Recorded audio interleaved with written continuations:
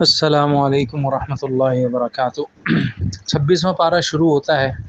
تو تیسری آیت میں اللہ تعالیٰ فرماتے ہیں کہ دیکھو ہم نے آسمان و زمین کو ایک مقصد کے لیے بنایا ہے اور ایک وقت مقررہ تک کے لیے بنایا ہے۔ کوئی یہ نہ سمجھے کہ ہمیشہ آسمان و زمین ایسے ہی رہیں گے اور ہم مزے کرتے رہیں گے اللہ کو ناراض کر کے۔ اور مقصد کیا ہے؟ انسانوں کی آزمائش، اور پھر اس آزمائش پر جنت یا جہنم کا فیصلہ کرنا۔ پھر اگلی آیت میں، چوتھی آیت میں اللہ تعالیٰ فرماتے ہیں کہ بتاؤ کہ جو زمین اور آسمان کے اندر ہے، تم جن کو میرے علاوہ خدا مانتے ہو، لات عزا اس زمانے میں لوگ بولتے تھے، اور آج کل کے زمانے میں جو عیسائی حضرت عیسیٰ علیہ السلام کو گاڈ اور مریم علیہ السلام کو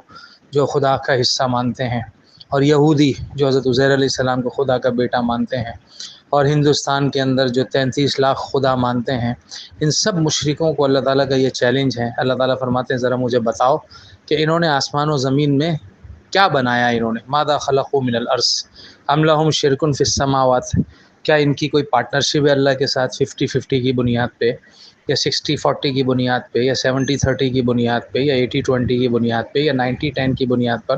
کچھ تو بتاؤ۔ ایتونی بکتاب من قبل ھذا، اگر تمہارے پاس اس بات کی کوئی دلیل ہے وہ میرے پاس لے کے آؤ۔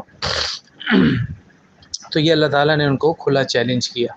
ظاہر ہے اس کا جواب کچھ بھی نہیں ہے ان کے پاس۔ پھر اگلے رکوع میں اللہ تعالیٰ نے فرمایا کہ ہم نے انسان کو ان کے والدین کے ساتھ احسان کرنے کا حکم دیا، اگرچہ والدین کافر ہی کیوں نہ ہو۔ پھر اس کی وجہ بتائی کہ اس کی ماں نے اس کو حملت امہ کرہا، بڑی مشقت کے ساتھ اٹھایا، 9 مہینے 6 مہینے 8 مہینے، ووضعتہ کرہا، پھر بڑی مشقت کے ساتھ اس کو جنا، اور پھر جننا، اور پھر اس کو دودھ پلانا، یہ سارا تقریباً 30 مہینے یعنی 2.5 سال بنتا ہے۔ پھر جب وہ اپنی جوانی کو پہنچتا ہے، وہ نوجوان، اور 40 سال کی عمر کو پہنچتا ہے، تو وہ کہتا ہے یا اللہ مجھے توفیق عطا فرما کہ میں تیری نعمت کا شکر ادا کروں جو تو نے مجھ پر کی، اور تو نے میرے والدین پر جو نعمت کی، اور مجھے اس بات کی توفیق عطا فرما کہ میں ایسے اعمال کروں جس سے تو راضی ہو، وہ اصلح لی فی ذریتی، میری اولاد کی بھی اصلاح فرما، انی تبت الیک و انی من المسلمین۔ تو یہ دعا آدمی کو کرنی چاہیے۔ پھر اگلے رکوع میں اللہ تعالیٰ نے قوم عاد کا تفصیلی ذکر فرمایا۔ قوم عاد بڑے لمبے تڑنگے تھے، بڑے طاقتور تھے۔ حضرت ہود علیہ السلام نے ان کو سمجھایا، انہوں نے بات نہیں مانی، اور پھر وہ کہتے تھے فَأْتِنَا بِمَا تَعِدُنَا إِن كُنتَ مِنَ الصَّادِقِينَ، آپ جس عذاب کا ہم سے وعدہ کرتے ہیں لے کے آئیں، ہم بھی دیکھتے ہیں کہ تیرے اللہ کا عذاب کیسا ہے۔ تو نعوذ باللہ ایسی انہوں نے باتیں کی۔ تو ان کے ساتھ ایسا ہوا کہ اللہ پاک نے جو ہے وہ ان پر جو ہے قحط کا عذاب برپا کیا، ساری فصلیں سوکھ گئیں، کھانے پینے کے لیے کچھ نہیں رہا، کتے بلی مار کے کھا گئے۔ تو ان کے سردار نے ایک وفد جو ہے وہ کعبۃ اللہ کی طرف بھیجا کہ جاؤ وہاں پہ، کیونکہ اللہ کو تو سب مانتے تھے لیکن اللہ کے ساتھ شریک کرتے تھے، اور اپنے اپنے حساب سے اللہ کو مانتے تھے، اور کعبۃ اللہ کی تعظیم بھی کرتے تھے۔ تو انہوں نے کہا جاؤ اپنے جو ہے وہ اللہ سے مدد مانگو۔ تو یہ لوگ آئے، راستے میں طائف تھا، وہاں پہ پھل وغیرہ تھے، فراوانی تھی، تو ان کے کچھ رشتہ دار وہاں رہتے تھے۔ تو یہ جو وفد جو کعبۃ اللہ جا رہا تھا، ان رشتہ داروں نے ان کی دعوت کی، بولا کچھ ہمارے یہاں رک جاؤ۔ تو جب یہ یہاں پر رکے تو یہاں کھانے پینے میں اور موج مستی میں لگ گئے اور اپنا مقصد بھول گئے۔ تو جو رشتہ دار تھا وہ پریشان ہوا، اس نے کہا میری قوم تو وہاں بھوکا مر رہی ہے اور یہ مزے میں لگے ہوئے ہیں۔ تو وہ جو باندی جو گانا گاتی تھی اس نے ان کو کچھ اشعار سکھائے، جس اشعار کا لب لباب یہ تھا کہ دیکھو لوگ ایسے بھی ہیں کہ جن کے رشتہ دار بھوکے مر رہے ہیں اور وہ اپنے مقصد کو بھول کر کھانے پینے میں اور عیاشیوں میں لگے ہوئے ہیں۔ تو جب باندی نے یہ اشعار پڑھے تو ان کو ہوش آیا، پھر انہوں نے متوجہ ہوئے، اور پھر وہ وفد کعبہ کی طرف چلا اور اپنے حساب سے جس طرح دعا مانگتے تھے دعا مانگی۔ تو 2-3 قسم کے بادل آ گئے، ایک سفید بادل تھا، ایک کالا تھا، اور ایک دوسرا تھا۔ تو اوپر سے آواز آئی بتاؤ کون سا بادل چاہیے؟ تو انہوں نے کہا ھذا عارض ممطرنا، انہوں نے کہا کہ سفید بادل میں تو کچھ ہوگا نہیں۔ انہوں نے کالے بادل کی طرف اشارہ کیا اور کہا کہ یہ پانی سے بھرا ہوا ہوگا، بولا یہ ہمیں چاہیے۔ تو اللہ تعالیٰ نے فرمایا یہ وہ نہیں ہے جو تم چاہتے ہو، بل هو ما استعجلتم به ریح فیها عذاب علیم، یہ وہ بادل ہے جس کے اندر عذاب ہے تمہارے لیے، وہ ہوا ہے جس میں دردناک عذاب ہے۔ چنانچہ جب وہ بادل وہاں پہنچا اور اس میں سے جو ہوا نکلی اور دوسری جگہ آتا ہے 7 لیال و 8 ایام، 7 راتیں اور 8 دن تک وہ تیز ہوا چلتی رہی اور ان کو اٹھا کے آپس میں پٹخ پٹخ کے مارتی تھی، اور پھر اس طرح یہ لوگ جو ہے تباہ و برباد ہو گئے۔ اور پھر اللہ پاک نے کفار قریش کو سمجھایا کہ دیکھو ہم نے تم سے زیادہ طاقتور قومیں پیدا کی، اور جب انہوں نے جو ہے وہ، اور ہم نے ان کو آنکھیں دیں سمجھنے کے لیے، کان دیے سننے کے لیے، اور دل دیے تاکہ یہ ہدایت کو سمجھیں، لیکن جب انہوں نے اپنی کانوں کو اور آنکھوں کو صحیح مقصد میں نہیں لگایا،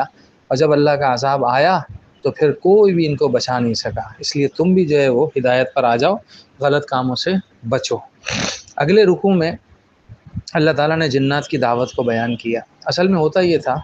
حضور صلی اللہ علیہ وسلم کی ولادت سے پہلے جنات آسمانوں پر جاتے تھے، فرشتوں کے جو کام ملتا تھا، کسی کو مارنا ہے، کسی کہیں جو ہے وہ شادابی لانی ہے، بارش کرنی ہے، کسی کو بیٹا دینا ہے، تو فرشتے جو ہے وہ ایک دوسرے سے جو ہے وہ آپس میں تذکرہ کرتے تھے، تم نے یہ کام کرنا ہے، میں نے یہ کام کرنا ہے۔ تو جنات چوری چھپے جاتے تھے اور ان کی باتیں سن کے، اور پھر جو ہے جو نیچے جو کاہن وغیرہ اس زمانے میں ہوتے تھے ان کو بتا دیتے تھے، اور وہ کاہن ایک بات کے ساتھ 100 باتیں جھوٹی ملا کے لوگوں میں نشر کر دیتے تھے۔ تو ایک بات جو سچی ہوتی تھی جب وہ ظاہر ہو جاتی تھی تو پھر جو ہے وہ یہ کاہن جو تھے یعنی ان کی واہ واہ ہو جاتی تھی، اور لوگ ان کے عقیدت مند بن جاتے تھے اور ان کو بڑے درجے مل جاتے تھے، تو کاہن بھی خوش ہوتے تھے، جنات بھی خوش ہو جاتے تھے۔ لیکن جب چونکہ حضور صلی اللہ علیہ وسلم پیدا ہو گئے اور قرآن نے اترنا تھا، اور قرآن کے ساتھ کہیں غلط بات نہ مل جائے، تو آسمانوں میں حصار قائم کر دیا گیا اور پچھلا نظام ختم کر دیا گیا، اور جنات کو اوپر جانے کی اجازت ہی نہیں دی گئی کہ وہ قرآن کے اندر اپنی بکواسات کو نہ ملا سکے اور قرآن کی بھرپور حفاظت ہو سکے۔ چنانچہ جب جنات آسمان پہ جانے لگے تو ان کو جو ہے وہ ستارے مارے جانے لگے، شہاب ثاقب۔ اب جنات نے، ان کے جو شیاطین نے آپس میں مشورہ کیا کہ یہ کیا ہو رہا ہے، پہلے تو ہم آسمانوں پہ جاتے تھے کچھ نہیں ہوتا تھا، اب ایسا کیوں ہو رہا ہے؟ چنانچہ انہوں نے مختلف ٹیمیں، جماعتیں پوری دنیا میں بھیجی کہ جاؤ دیکھ کے آؤ کس وجہ سے ہمیں آسمانوں پر جانا ہمارا بند ہو گیا۔ تو حضور صلی اللہ علیہ وسلم جب طائف کے میدان سے واپس آ رہے تھے اور پٹ پٹا کے اور جناب بڑی تکلیف میں، تو فجر کی نماز پڑھا رہے تھے، واپسی میں ایک جگہ تھی، وہاں پہ جنات نے قرآن سنا اور پھر یہ جنات ایمان لے آئے۔ چنانچہ آتا ہے کہ 6 مرتبہ یا 9 مرتبہ یہ جنات کا وفد حضور کے پاس حاضر ہوا۔ آپ صلی اللہ علیہ وسلم جیسے جو ہے وہ انسانوں کے نبی ہیں، ایسے جنات کے بھی نبی ہیں، اور آپ آخری نبی ہیں، اور جو ہے اس سے پہلے ایسا ہوتا ہوگا کہ جنات میں الگ نبی آتے ہوں گے، لیکن حضور صلی اللہ علیہ وسلم کے بعد کوئی نبی نہیں آئے گا، نہ جنات میں نہ انسانوں میں۔ تو آپ علیہ السلام 6 مرتبہ یا 9 مرتبہ جنات کے پاس دعوت کے لیے تشریف لے گئے تھے، اور صحابہ کو کسی صحابی کو لے آتے تھے اور حصار قائم کر دیتے تھے اور فرماتے تھے اس سے باہر نہیں نکلنا۔ چنانچہ اس موقع پر جنات نے آپ کے قرآن سنا اور آپ کے پاس آئے اور ایمان لائے، اور پھر جب وَإِذْ صَرَفْنَا إِلَيْكَ نَفَرًا مِّنَ الْجِنِّ يَسْتَمِعُونَ الْقُرْآنَ، اللہ تعالیٰ نے حضور کو جو طائف میں پٹائی ہوئی تھی اس کا بدل عطا فرمایا کہ انسان تو ایمان نہیں لائے، جنات ایمان لے آئے۔ فَلَمَّا حَضَرُوهُ قَالُوا أَنصِتُوا، جب وہ قرآن سننے لگے، حضور فجر کی نماز پڑھ رہے تھے، جب وہ حاضر ہوئے تو انہوں نے کہا چپ کرو چپ کرو۔ فَلَمَّا قُضِيَ، جب معاملہ وہ حضور پر ایمان لے آئے تو وَلَّوْا إِلَىٰ قَوْمِهِمْ مُنذِرِينَ، وہ اپنی قوم کے پاس گئے۔ قالوا یا قومنا انا سمعنا کتابا انزل من بعد موسیٰ مصدقا لما بین یدیہ یہدی الی الحق والی طریق مستقیم، اے ہماری قوم، ہم ایک ایسی کتاب سن کے آ رہے ہیں جو موسیٰ کے بعد اتاری گئی ہے، اور جو اس سے پہلی کتابیں ہیں تورات زبور اس کی تصدیق کرتی ہے اور سیدھے راستے کی طرف رہنمائی کرتی ہے۔ یا قومنا اجیبوا داعی اللہ، اے ہماری قوم، تم اللہ کا داعی یعنی حضرت محمد صلی اللہ علیہ وسلم، تم ان کی آواز پر لبیک کہو اور ان پر ایمان لاؤ تو تمہارے گناہ معاف ہو جائیں گے، عذاب علیم سے تم بچ جاؤ گے۔ اس طرح جنات کی دعوت کو اس رکوع میں بیان کیا گیا۔ پھر اگلی سورۃ سورہ محمد ہے، جس کے پہلے رکوع میں جہاد کے بارے میں چند احکامات نازل فرمائے گئے۔ فرمایا کہ دشمن سے ملاقات کرنے کی جو ہے وہ تمنا نہیں کرو، مانگو نہیں کہ یا اللہ ہمیں دشمن سے ملاقات کرواؤ، ہم لڑیں گے، لیکن جب ملاقات ہو جائے فَإِذَا لَقِيتُمُ الَّذِينَ كَفَرُوا فَضَرْبَ الرِّقَابِ، جب دشمن بدماشی کر رہا ہے اور پھر تم اس کے سامنے جا رہے ہو تو اب خوب ان کی پٹائی کرو اور ان کی گردنیں اڑاؤ۔ اور جب ان کی طاقت کو ختم کر دو تو پھر بعضوں کو جو ہے وہ قید کر لو، پھر قیدیوں کو چاہو تو بعد میں احسان کر کے چھوڑ دو، و اما فدان، چاہو تو فدیہ دے کے چھوڑ دو، حتیٰ تضع الحرب اوزارها، تاکہ جنگ کا ماحول ختم ہو جائے۔ پھر آگے اللہ تعالیٰ نے جہاد کے اوپر جو ہے وہ ترغیب دی، یا ایھا الذین آمنوا ان تنصروا اللہ ینصرکم ویثبت اقدامکم، اے لوگوں اگر تم اللہ کی مدد کرو گے تو اللہ بھی تمہاری مدد کرے گا، تمہارے قدموں کو جما دے گا۔ آج بھی ہمارے لیے یہی حکم ہے، آج ہمارے غزہ کے اندر ہمارے بھائیوں پہ جو ہے وہ بمباری کی جا رہی ہے، تو ہم سب مسلمانوں کے لیے، ہمارے فوجیوں کے لیے، ہمارے بادشاہوں کے لیے، ہماری عوام کے لیے، ہمارے خواص کے لیے، ہمارے جوانوں کے لیے یہ حکم ہے کہ ہم سب مل کر ان کی مدد کریں اور کافروں کے پنجوں سے ان کو چھوڑائیں، اور خواہ مخواہ میں جو ہے وہ کوئی وجہ نہیں، اور یعنی جو ہے وہ بچوں پر اور ہاسپٹلس پر اور پتہ نہیں بھاؤ عورتوں کے اوپر اور بوڑھوں کے اوپر وہ بمباری کر کے اور اپنی جو ہے وہ سفاکی کا اظہار کر رہے ہیں، اپنے جانور ہونے کا ثبوت دے رہے ہیں، اور ابھی بھی ہم مسلمان مدد نہ کریں تو بس اللہ ہی ہماری حفاظت فرمائے، پھر عذاب نہیں آئے گا تو کیا ہوگا۔ پھر تیسرے سورہ محمد کی دوسرے رکوع میں اللہ تعالیٰ نے جنت کا ذکر فرمایا، ہاں بلکہ پہلی آیت میں تو اللہ تعالیٰ نے فرمایا والذین کفروا، جو کافر ہیں، یتمتعون، کھاتے پیتے ہیں، فائدہ اٹھاتے ہیں، کما یاکلون کما تاکل الانعام، جیسے جانور کھاتے پیتے ہیں اور اپنی خواہشات کو پوری کرتے ہیں، والنار مثوی لہم، اور آگ ان کا ٹھکانہ ہے۔ تو ہمیں اللہ تعالیٰ کافروں پر ترس کھانے کی توفیق عطا فرمائے۔ آج ہمارے مسلمان کافروں کو کھاتے پیتے دیکھ کے ان کو حسرت سے دیکھتے ہیں اور جو ہے یہ تمنا کرتے ہیں کاش ہمارے پاس بھی یہ چیزیں ہوں۔ یہ کافر قابل حسرت ہیں اور قابل ترس ہیں کہ اللہ ان کو ہدایت دے دے، اگر ان کو ہدایت نہیں ملی تو یہ سب بیچارے جہنم کے اندر جائیں گے۔ پھر اللہ پاک نے جنت کا تذکرہ فرمایا، مثل الجنت التی وعد المتقون، جس جنت کا وعدہ کیا گیا ہے اس میں فیہا انہار من ماء غیر آسن، ایسا پانی جو گدلا نہ ہو، انہار من لبن لم یتغیر طعمہ، ایسا دودھ کی نہریں، صرف پانی نہیں بلکہ دودھ کی نہر جس کا مزہ کبھی چینج نہ ہو، وانہار من خمر لذۃ للشاربین، اور شراب کی نہریں جو پینے والے کو مزہ دیں گی، وانہار من عسل مصفی، اور شہد کی نہریں جو صاف ستھرا ہوگا۔ پھر اللہ تعالیٰ نے اس رکوع کے آخر میں، اس سورت کے آخر میں، سورہ محمد کے آخر میں فرمایا،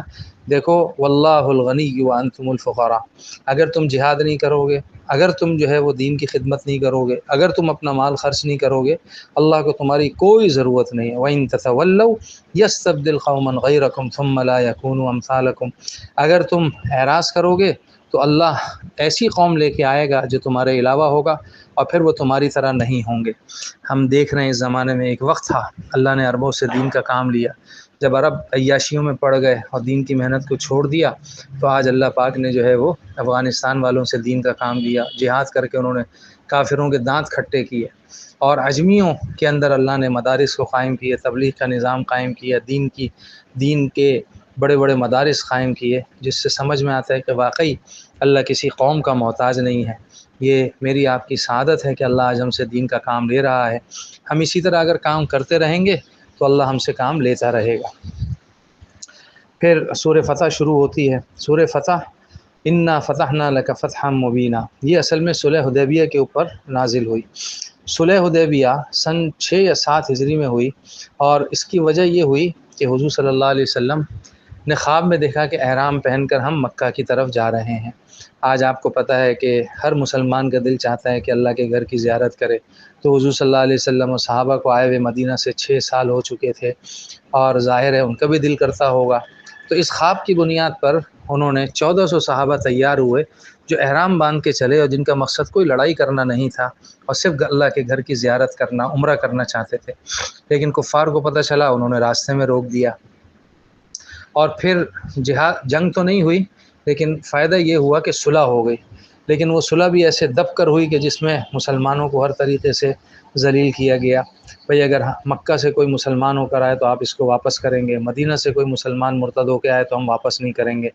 اس طریقے پر ایسی شرائط، اور جو ہے نا کیا کہتے ہیں، تو مسلمان تو بہت غصے میں تھے، حضرت عمر بھی بہت غصے میں تھے، لیکن اللہ تعالیٰ نے اس صلح کو وقتی طور پہ اس میں کوئی فائدہ نظر نہیں آ رہا تھا، لیکن اللہ تعالیٰ نے فرمایا انا فتحنا لک فتحا مبینا، اے مسلمانوں تمہیں آج سمجھ میں نہیں آ رہا، لیکن یہ بہت بڑی فتح ہوئی کہ صلح ہو گئی، تمہارے دشمنوں کے درمیان اور تمہارے درمیان صلح ہو گئی۔ اور پھر جو ہے وہ اس صلح کا فائدہ یہ ہوا کہ اس وقت جو ہے 1400 تھے، اس صلح میں پھر یہ بھی ہوا تھا کہ بھئی ابھی تو آپ عمرہ نہیں کریں گے، اگلے سال آپ آئیں گے اور مکہ کے سارے کافر جو ہے وہ مکہ سے نکل جائیں گے اور 3 دن آپ کو اجازت ہوگی، آپ اس میں عمرہ کر لیں گے۔ چنانچہ جو ہے وہ اگلے سال قاعدے کے مطابق حضور صلی اللہ علیہ وسلم نے عمرہ بھی کیا۔ تو اس صلح کا فائدہ یہ ہوا کہ مسلمان کھل کر تبلیغ نہیں کر سکتے تھے، جہاں جاتے تھے دشمن حملہ کر دیتے تھے، لیکن جب یہ صلح ہوئی تو اس کے بعد حضور صلی اللہ علیہ وسلم نے پوری دنیا میں دعوت کے خطوط بھیجے اور ادھر ادھر قبائل میں بھی دعوت کے خطوط بھیجے۔ آپ اس سے اندازہ کریں کہ یہ غالباً سن 7 ہجری میں تھا، اور اس کے بعد جب 2 سال بعد مکہ فتح ہوا سن 9 ہجری میں، تو اس وقت حضور صلی اللہ علیہ وسلم کے ساتھ 10,000 کا لشکر جرار تھا۔ تو یہ 2-3 سال جو صلح کی وجہ سے موقع مل گیا دعوت دینے کا، تو اللہ تعالیٰ نے اتنے زیادہ مسلمانوں میں برکت عطا فرما دی، تو اس لیے اس کو جو ہے وہ فتح مبین کہا گیا۔ اگلی سورۃ سورہ حجرات، اس کے اندر جو ہے وہ معاشرت کے کافی احکامات بیان کیے گئے۔ یہ بہت بہترین صورت ہے کہ مسلمانوں کا آپس میں ایک دوسرے کے ساتھ تعلق کیسا ہونا چاہیے۔ چنانچہ پہلی آیت میں فرمایا کہ اللہ اور اس کے رسول کے آگے مت بڑھو، دوسری آیت میں فرمایا کہ اپنی آواز کو اللہ کے رسول سے بلند مت کرو، اور پھر آگے فرمایا کہ اگر کوئی آدمی تمہارے پاس خبر لائے تو اس خبر کی خوب تحقیق کرو۔ پھر آگے فرمایا اگر 2 جماعتیں ہوں مومنین کی، وہ قتال کر رہی ہوں آپس میں، تو تم ان میں صلح کرواؤ۔ اور پھر فرمایا انما المؤمنون اخوہ، دیکھو مسلمان تو ایک دوسرے کے آپس میں بھائی بھائی ہیں، فاصلحوا بین اخویکم، چنانچہ تم اپنے بھائیوں میں صلح کرواؤ، یہ بہت بڑی نیکی ہے۔ پھر اگلے رکوع جہاں سے شروع ہوتا ہے اس کی پہلی آیت میں فرمایا دیکھو کوئی قوم کسی قوم کا مذاق نہ اڑائے، جیسے آج ہم جو ہے وہ پٹھانوں کا مذاق اڑاتے ہیں، سکھوں کا مذاق اڑاتے ہیں، تو ہمیں منع کیا گیا، فرمایا عسیٰ ان یکونوا خیرا منہم، تم جس کا مذاق اڑا رہے ہو کیا پتہ وہ تم سے بہتر ہوں۔ اسی طرح عورتیں بھی کسی عورت کا مذاق نہ اڑائیں، کیا پتہ وہ عورتیں جن کا مذاق اڑایا جا رہا ہے وہ ان سے بہتر ہوں۔ اسی طرح برے القاب، اوے لولے، اوے لنگڑے، اوے کالیے، اس طرح برے القاب سے ایک دوسرے کو مت پکارو۔ پھر اگلی آیت نے فرمایا بدگمانی مت کرو، اور فرمایا غیبت مت کرو، فرمایا غیبت تو ایسا ہے جیسے اپنا سگا بھائی میت مرا ہوا ہو اور اس کا گوشت نوچ نوچ کے تم کھا رہے ہو، تو عام لوگوں میں کتنا برا یہ سمجھا جاتا ہے، تو فرمایا غیبت بھی ایسا ہی ہے۔ پھر اگلی آیت نے فرمایا کہ دیکھو کسی کو کسی پر فضیلت نہیں، تم سب کو ایک مرد اور عورت سے پیدا کیا گیا ہے، اور ہم نے قبائل بنا دیے تاکہ تم ایک دوسرے کو پہچان سکو۔ بھائی عرفان صاحب آئیں، کون عرفان؟ بھائی وہ عرفان جو پٹھان ہے، وہ عرفان جو میمن ہے، وہ عرفان جو سرائکی ہے، اچھا جس سے پہچان ہو جائے۔ یعنی فی نفسی عرب ہونا، یا فی نفسی پٹھان ہونا، یا فی نفسی پنجابی ہونا، یہ کوئی فخر کی بات نہیں ہے، یہ تو صرف تعارف کے لیے ہے۔ ہاں فخر کی بات کیا، ان اکرمکم عند اللہ اتقاکم، اللہ کے یہاں سب سے زیادہ معزز و محترم وہ ہے جو سب سے زیادہ متقی ہے۔ تو اصل کوشش جو کرنی چاہیے وہ یہ کہ ہم سب تقوی والے بنیں۔ پھر آخر میں سورہ قاف ہے جس میں پہلے رکوع میں پھر قوموں کا ذکر ہے، اور دوسرے رکوع میں اللہ نے قیامت کا نقشہ کھینچا ہے اور فرمایا کہ ہم نے وَلَقَدْ خَلَقْنَا الْإِنسَانَ وَنَعْلَمُ مَا تُوَسْوِسُ بِهِ نَفْسُهُ، ہم نے انسان کو پیدا کیا اور ہمیں خوب معلوم ہے کہ اس کا نفس کیا وسوسے ڈالتا ہے، اور ہم وَنَحْنُ أَقْرَبُ إِلَيْهِ مِنْ حَبْلِ الْوَرِيدِ، اور ہم تو اس کی شہرک سے زیادہ قریب ہیں۔ اب یہ فرمایا مَا يَلْفِظُ مِنْ قَوْلٍ إِلَّا لَدَيْهِ رَقِيبٌ عَتِيدٌ، جو انسان کے منہ سے نکلتا ہے لکھنے والا اس کو لکھ لیتا ہے، اور پھر جب موت کا وقت آئے گا تو یہ کہیں نہیں بھاگ سکے گا۔ پھر جب قیامت کے دن نفخہ ثانیہ ہوگا تو پھر وجاءت کل نفس معها سائق و شہید، ہر انسان کے ساتھ ایک فرشتہ آگے اور ایک فرشتہ پیچھے ہوگا،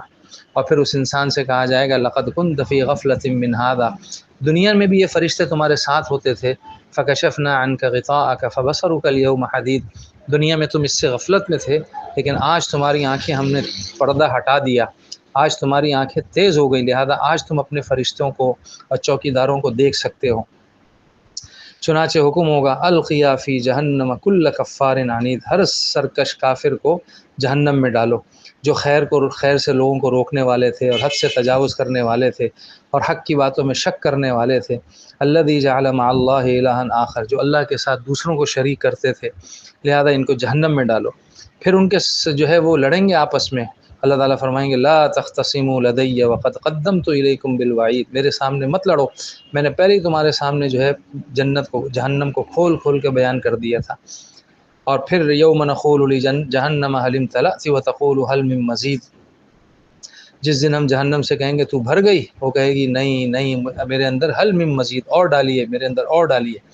چنانچہ جب سارے ڈالے جا چکے ہوں گے، پھر اللہ تعالیٰ اپنا قدم مبارک اس کے اوپر رکھ لیں گے، کما یلیق بشانہ، جیسے اللہ کے جو مناسب ہے، ہم اس کی کیفیت نہیں سمجھ سکتے۔ تو وہ جہنم کہے گی قطو قطو، بس بس بس، میں جو ہے مر گئی، بس میں مر گئی۔ پھر جو ہے وہ فرمایا قیامت کے دن کیا ہوگا، واستمع یوم ینادی المنادی من مکان قریب، یعنی جب نفخہ ثانیہ ہوگا تو ایک پکارنے والا پکارے گا قریبی جگہ سے، اور پھر جو ہے وہ ذالک یوم الخروج، یہ دوبارہ نکلنے کا دن ہوگا۔ انا نحن نحیی و نمیت و الینا المصیر، دیکھو ہم ہی زندگی دیتے ہیں، ہم ہی موت دیتے ہیں، اور ہماری طرف تم سب کو لوٹ کے آنا ہے۔ یوم تشقق الارض عنہم سراعا، زمین ان کے اوپر سے ہٹے گی، اور یہ دوبارہ جمع کرنا ہمارے لیے بہت آسان ہے۔